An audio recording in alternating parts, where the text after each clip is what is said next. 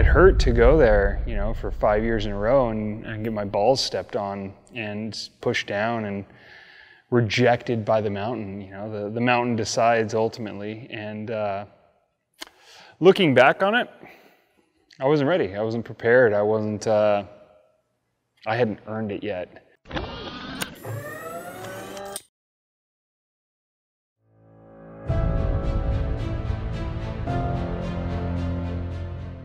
Year after year, the goal has always been sub-10s.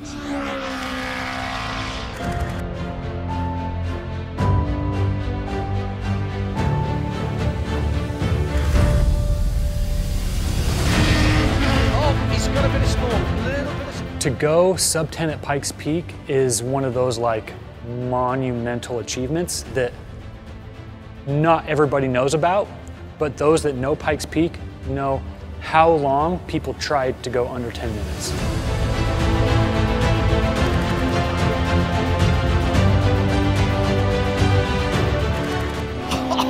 He's leading on that. There's very, very few people that have gone sub-10, and most of those people have been hired guns to do it.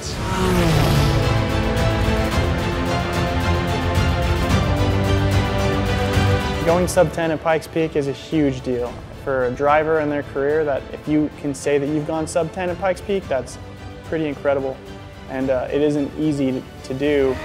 Listen in the distance for the sound of that tortured 1300cc turbocharged engine. To go under 10 minutes or to get your name in that 9-minute time slot at Pikes Peak puts your stamp as a great driver.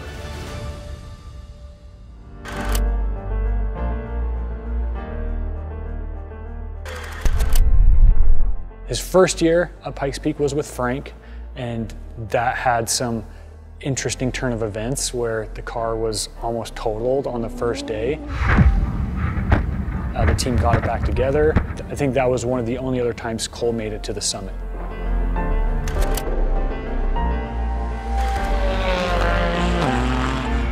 Year 2, totally inadequate cooling system. We had a decent car, cooling system wasn't there. I think we limped it to the top.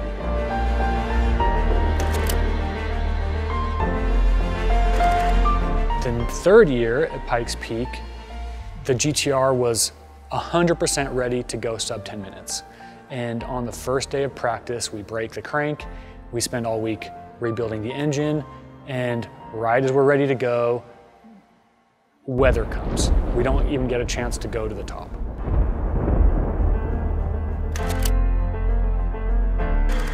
We needed to do something different.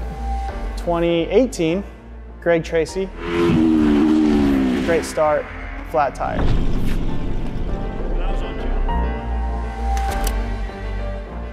2019 sucked. We had 4 cars, started at the back of the field, shortened course, only ran 2 cars. We were the fastest car on the shortened course with Paul driving. We got Andreas Bakkerud to get past his rookie license test, if you call it that. Me and Aaron chose not to run. It was miserable. It was not a good year.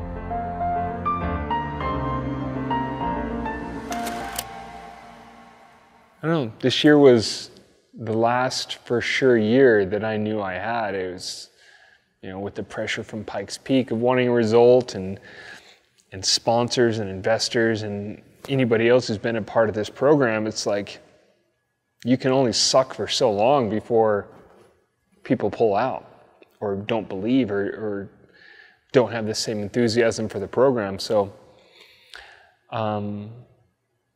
yeah, it weighs down on you. It sucks.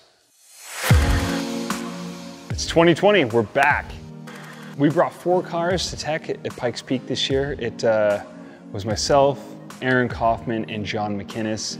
And 2020, we've got reverse, we've got Sedev, we have a whole bag of tricks in the rear end of this car. Somebody mentioned, you know, what did you guys do? Drive through tech in reverse? And unfortunately, we didn't. Didn't hear about that until after, but probably should have, just to make light of the situation. So, It's a new year, it's a new batch of cars, new and improved and fully up to Pikes Peak regulations.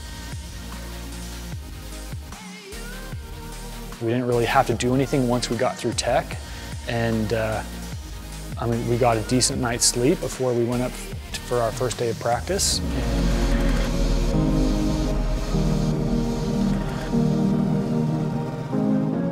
The first day was actually qualifying, and so we had to be performing well right out of the gate.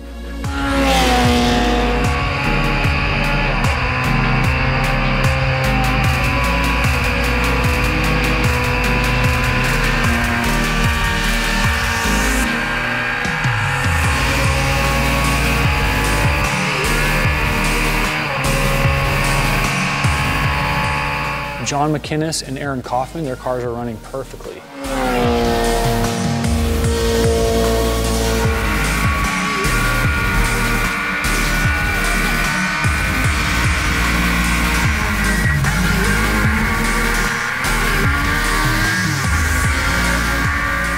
I knew the paddle shift system would be quicker, could be quicker.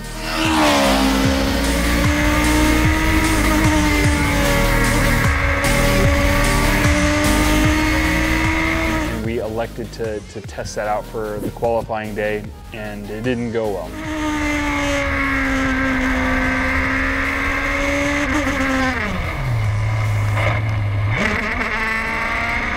Upshifts were fine. Flat foot upshifts, it's rad, works smooth, exactly as you would suspect, but we were unable to get the downshifts dialed in and resulting in a gearbox failure. We qualified poorly, you know, it was okay, but really not a reflection of what the car could do. But it got us the time on the board. I chose not to make more runs after that, and we went back to the house and made an engine/gearbox swap overnight. The team worked very hard to give me an even better car with a new engine the next day, so we took it to upper section to break it in.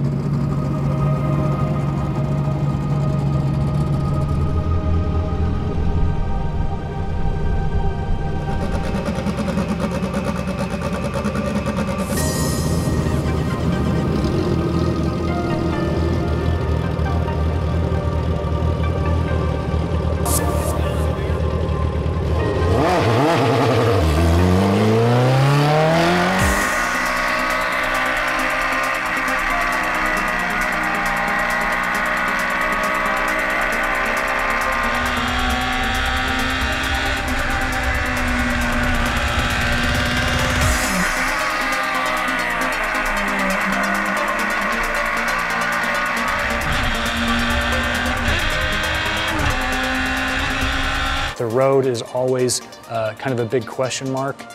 The weather destroys that road so fast.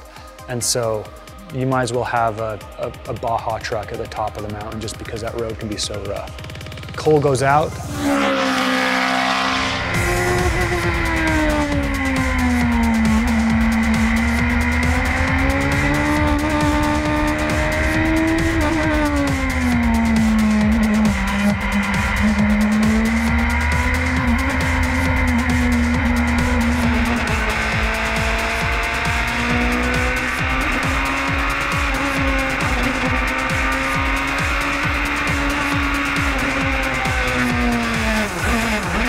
We put a manual shifter back in the car, and this time so he didn't have to worry about the paddle shifting, because we believed that was the issue for the gearbox failure. It was kind of a sacrifice because we knew that the paddle shifts would be faster, but having a reliable car that made it to the top was way more important.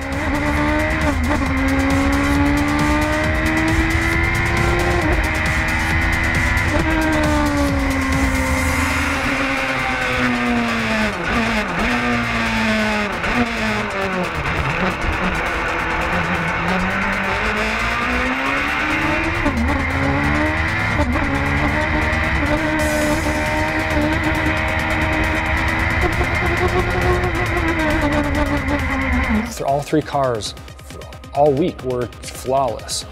The two other RX-3s were running really well at that time, didn't need much attention, and they were just turning laps. They were learning the course, you know, Kaufman's a bit of a venture there. John McInnes is a rookie. And those guys just needed seat time. They needed more experience in the mountains. So it went really smooth that day. It was a good day on upper section. It's refreshing to be there, do a practice day, go home, make a few little tweaks and changes on the car, and then hang out at the house. So moving on from upper section on the second test day to middle section, that was the next section we were going to test up. It's a lot of switchbacks, it's a lot of drag races, it's a lot of corner to corner.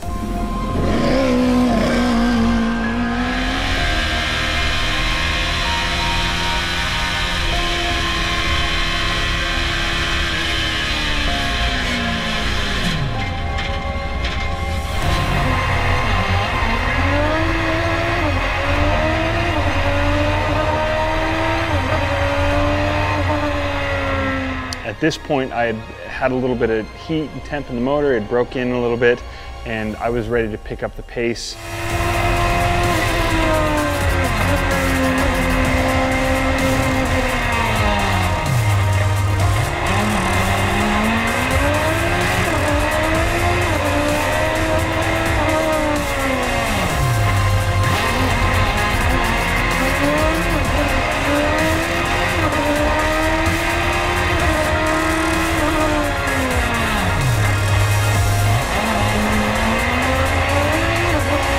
Mental preparation that you set yourself up for, how you go about approaching this course, is unlike anything I've ever done.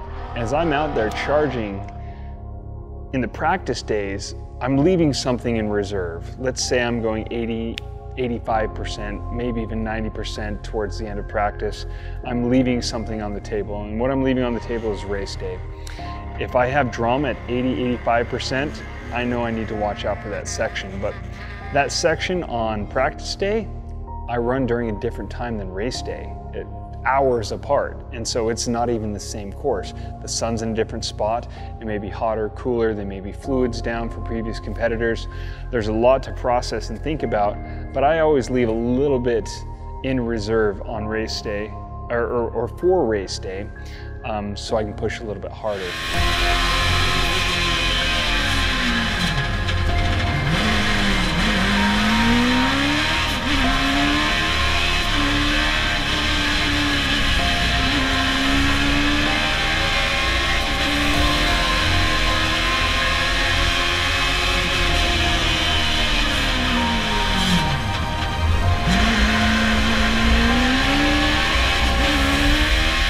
I was able to reel some of the frontline competitors in. I think I ended up third in practice in the middle section, maybe second. But anyway, I was with some fast guys at that point and started to kind of show the pace of the car.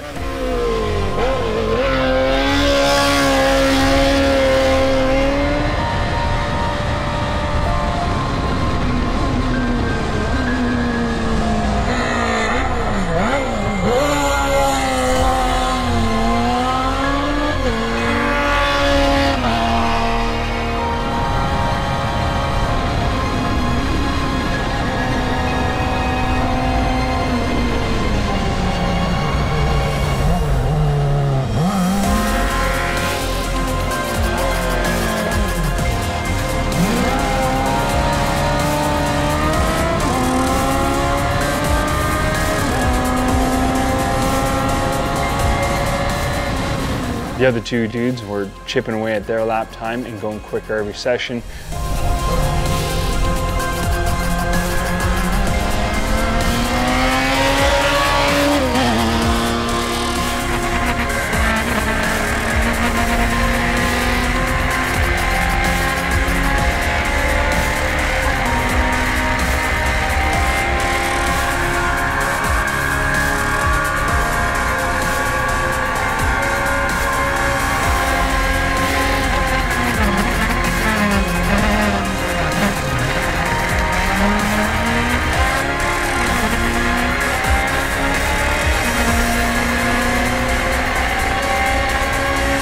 You know, so far everything's been really good. You know, the car I'm driving tomorrow it will have been a car for an entire week, you know, and so it's really fresh. It's got no miles on it, and it's been good. It's been a little trying on the first day, You know, Tuesday we went qualifying, and I only had 3 laps in the car, so it was a lot to get used to.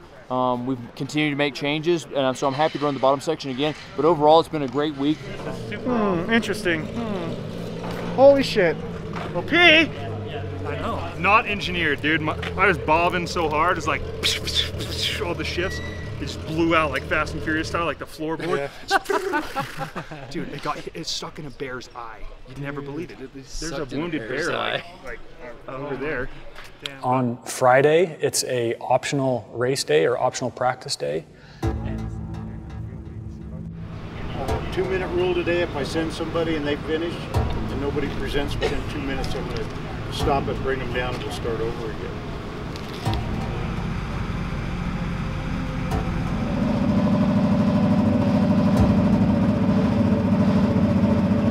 It's just some more good time to get up on the mountain, just get that much more familiar with the road, and just make sure that everything's dialed. And on Friday morning, Cole goes out.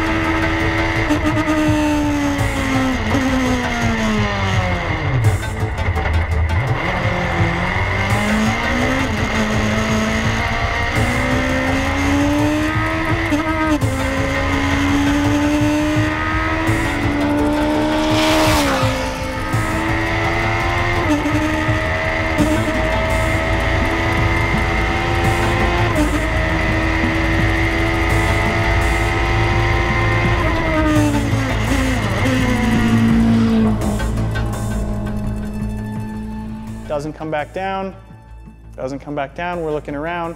The trucks didn't go up the mountain, so we're like, well, nothing serious happened. An official comes up to us, says that he had a wheel lock up. The next thing we know, Cole comes down on a flatbed trailer. And the second I see his face, I know that something wasn't right. I want to talk to just you and Sheldon. Sheldon.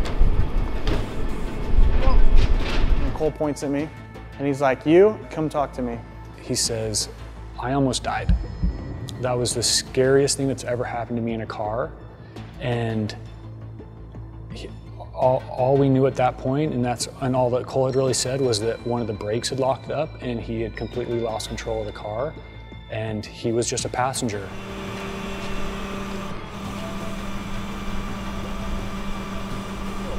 Luckily for us, it was when Cole was coming down. Moments like that, you don't really know what to say. On Pikes Peak, that's how drivers die. It's just on pins. Coming down from that last practice, like, reality hit me in the gut. A simple mechanical failure, something out of my control. I'm putting so much on the line to get this thing to the top of the mountain. I expect the best from the team. And we didn't have the best car that day. We made a mistake. It's a reality. It's a reality that you have to stomach. As a driver that has had 100% confidence in the car, and this is your last time in the car before race day, I can't think of a worse thing to happen.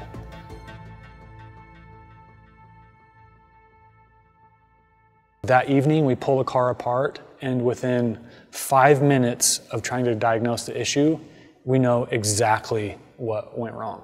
The powder coat got soft, and what happened was the bolt actually recessed into the soft powder coat, which makes the nut loose, and it spun off and fell off. We've never run a powder coated upright before. We change out all of the hardware, we grind down all of the powder coat, and we, as a team, are then 100% confident that the cars will make it to the top with no issues.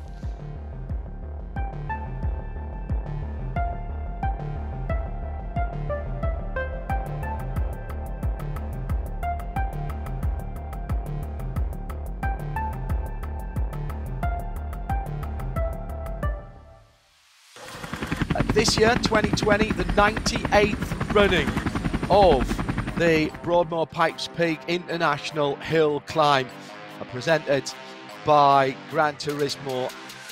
Pikes Peak race day has to be the most frustrating hours leading up to something exciting you'll ever experience. It's nerve-wracking, it's terrifying, and this is the most dangerous racetrack on the planet. And we're getting ready to send our friend to the top. We were in a good spot. We were positioned properly to be able to make a run. The weather looked like it was going to play along this year for the first time ever. Still under hold. What we can't control is the weather. We're scheduled to start at 7:30, and sure enough, there is snow and the road is frozen at the top. Still waiting for word from race control. And due to the weather delays, everything was on hold.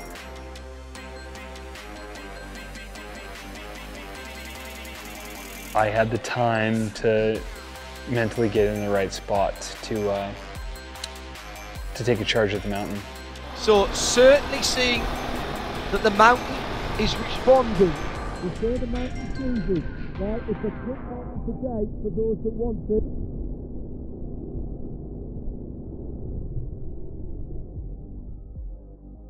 He's in preparation mode. He doesn't want any distractions. He doesn't seem like the usual playful, joking Cole that we have 364 days of the year.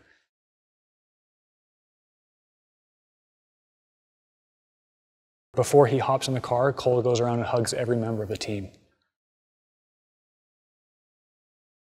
It got to me and I was grateful I had sunglasses on because, yeah, you realize the real risk in a race like Pikes Peak. I give him a big hug and just let him know I'm proud of him, and this is it. This is our year. And that moment comes up where like the officials come and tell you you're up next, and then it hits you like, this is one shot, you don't get a restart. The stupidest little things can screw up a run. You go from sitting with like nothing to do with this laundry list of things that you have to do quickly. After Dan, it'll be Cole Powelson in another open wheel special. Very short wheelbase on that car. That's going to rotate, but it's going to be twisty. Turbocharged 1300cc, and his best time is under 11 minutes. Waiting for that car to go off the line. Cole Powelson. This will be a high revving car. Oh, listen to that scream away. Wow, that took off quickly.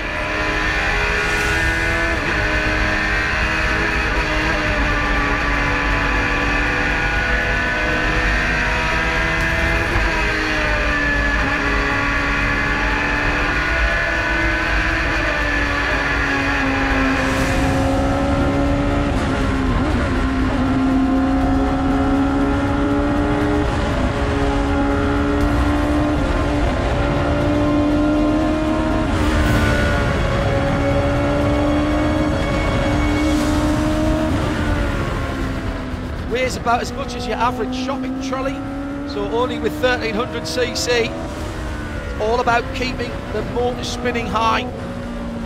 Turbocharged as well, keep it on boost, keep it spinning.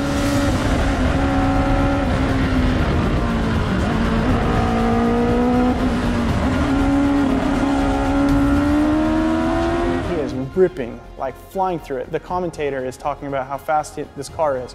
Remember, we're competing with cars that are like big V8 cars, and we have a 1.3 liter turbocharged bike engine.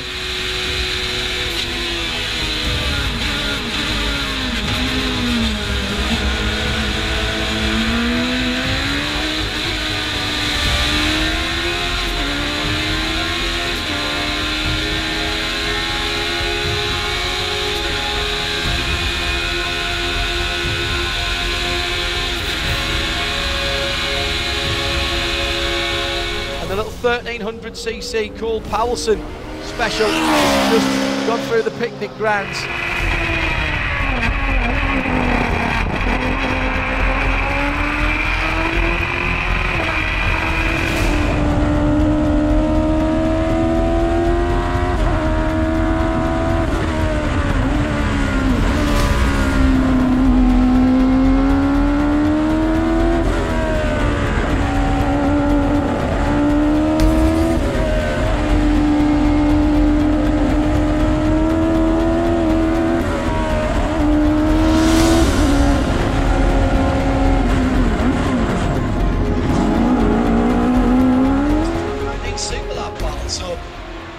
he's moving.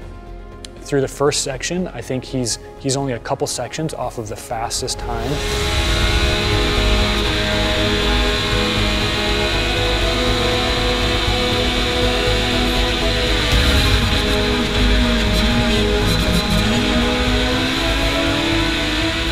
In fact, there it is, spot on time.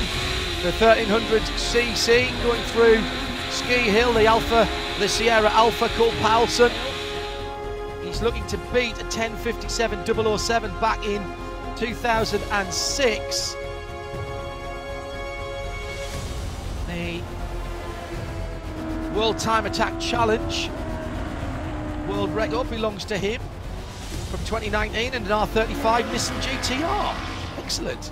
Had a production car track record in this 2019 Superlab battle. So that's from the big 3.5 litre 6-cylinder multi-turbo to a 1300cc turbo.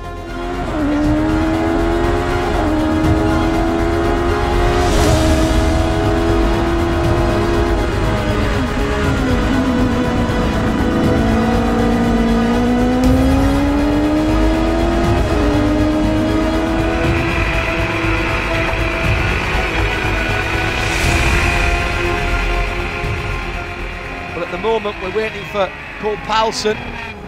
Good times, so minus a second there, +2 there. That's very good indeed.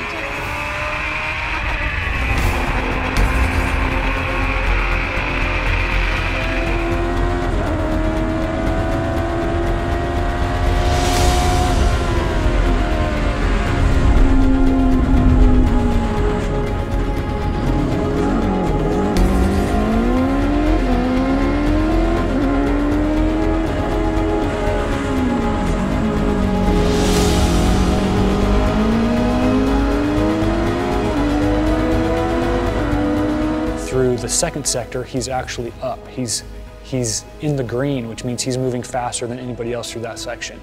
Keeping the pace up. Wait to hear the scream of the 1300. Here it is. He's leading on that.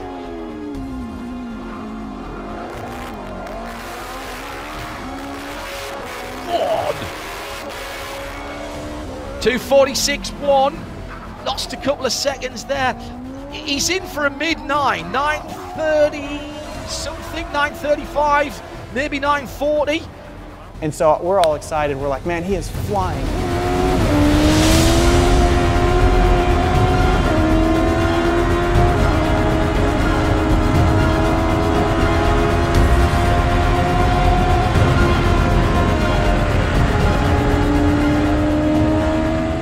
We're going fast.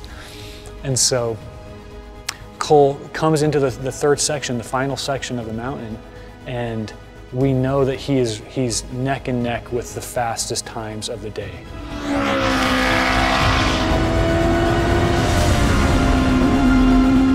Listen in the distance for the sound of that tortured 1300cc turbocharged engine.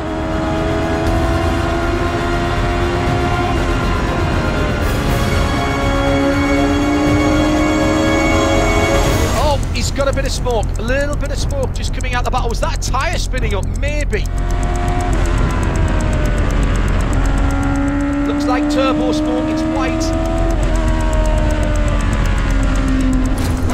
No, that might just be slowing him down. Let's hope he's not putting too much oil on the pavement as well, Cole Paulson. Suddenly we're just looking at each other. What has happened? What went wrong? 2:46, he dropped a couple of seconds in that third sector after he'd been very, very quick indeed.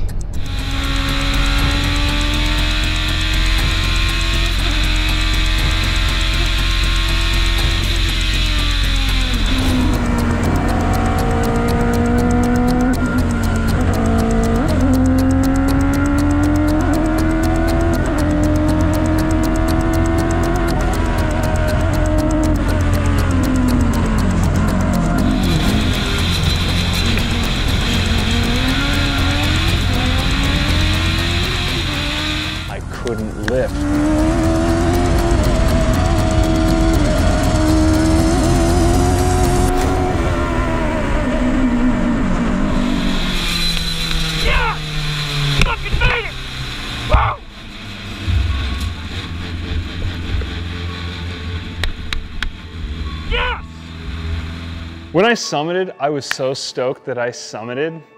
Like, I drove quick. I didn't think I drove fast at that point. I thought I drove quick because I knew I had made mistakes on the way up. I knew the course in some areas was quite a bit off, but I was just stoked to summit. It just felt so good. It's like we're kind of looking around, we're waiting to hear a time. We're hearing to make sure that he crossed the finish line. Yeah. Made it, man. Do we have time? They pull up some timing and they're like, yeah, this is still refreshing, and nobody really knows. And so I asked another person and another person, and I walked back to the car, and she gave me the time again, and I saw it on the official chart, and I was just like, 9:37. are you lying to me? Are you cool, pals? Yeah. Okay. So this is your numbers right now. Okay, those first 7 places are separated by about 15 seconds. I've never seen it so close like that. I'll never have to come back again. I'm about to say that. Holy shit. The announcer comes on and tells us the time, 9:37.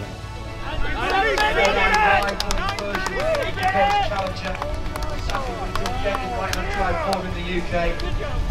He's gone into 4th position, 3rd in the Open World Cup. Yeah!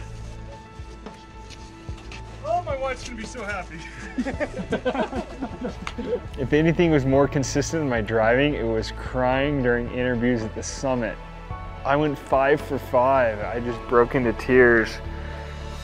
I did it, you know? It's my 5th year driving, 6 years as a team owner. It's a weight off my shoulders.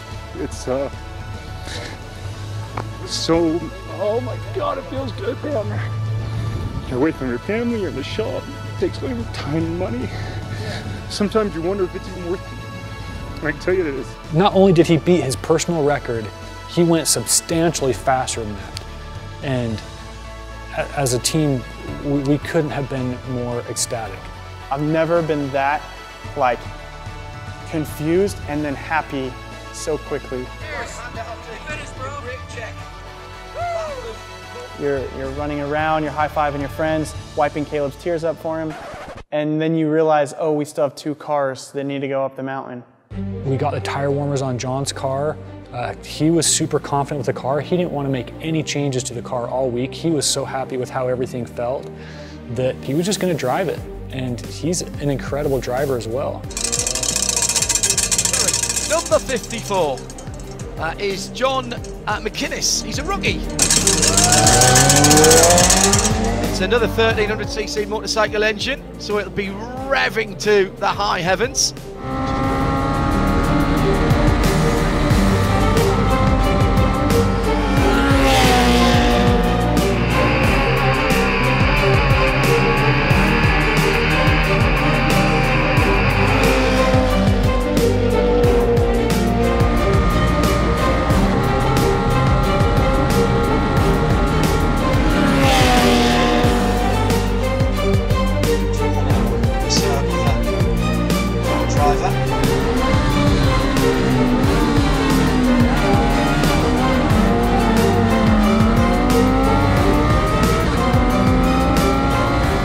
The turbo car sounds good, but the NA cars are loud, and you can hear those cars drive halfway up the mountain.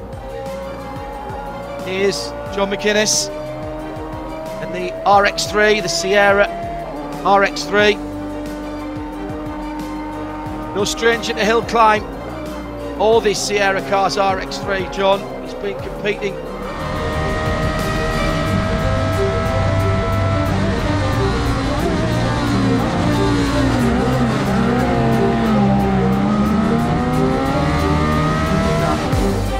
Looks great. Now let's see it through the twisties. Look how flat it corners.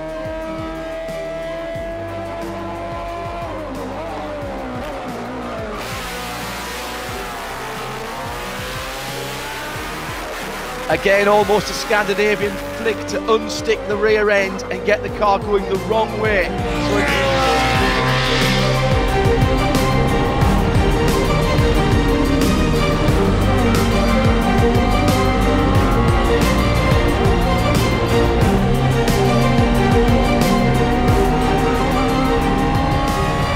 to see him cross the line, again, it was incredible. So. And 11:38 for his first time. RX3. He might not tell you this, but he was in tears, man. By the time he parked the car, he wasn't even out of it. His eyes were swelled up and... Yeah, John! You barely made it, but you made it, dude! Oh my gosh, dude. You're at the summit, dude, of Pikes Peak, man. Dude, thanks for being a part of it, man. It's special. It is special to be there at that moment.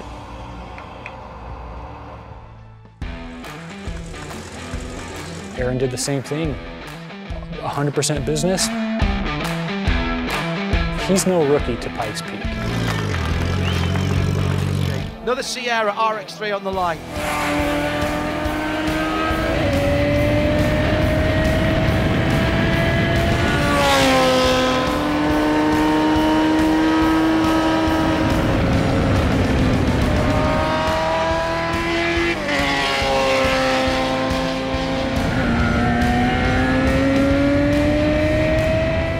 Aaron, no stranger here, 2014, 15, 16 and 19. I'm not sure what he's doing in 17 and 18.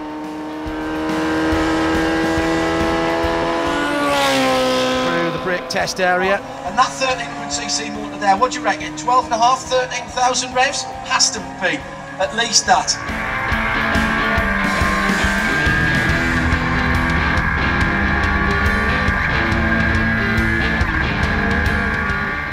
Like that a lot.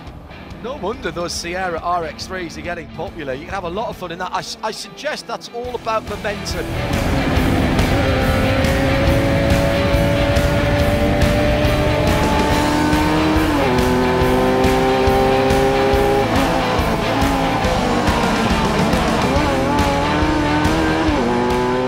Brakes hard. Saw the weight transfer there. Car going down.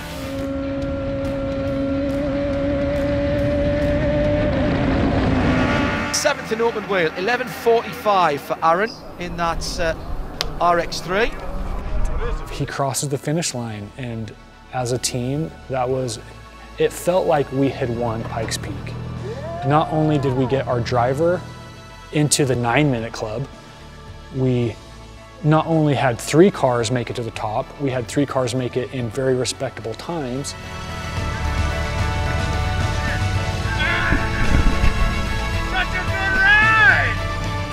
Man, we were stoked, so stoked. Everybody hit the goals that they were shooting for, that they wanted to do, and that just doesn't happen at Pikes Peak. It's not a place that easily rewards people, but it was our year, it was our week, and it was amazing to just sit up there and watch the other 2 cars roll up behind me, and I take a lot of pride in that. It hit all the feel goods as a driver and as a car builder to be able to do that, and not many people can say that they've done that, and all of it was done here. It was done here with this existing team, and I'm so proud of that on so many levels. And I always knew that I could get a sub-10 in some level, and it's a lot easier in a 1200 horsepower GTR than to say, hey, we're gonna order some tubes and take this motorcycle engine and some wings, and we're gonna glue it to this car and go run up a hill.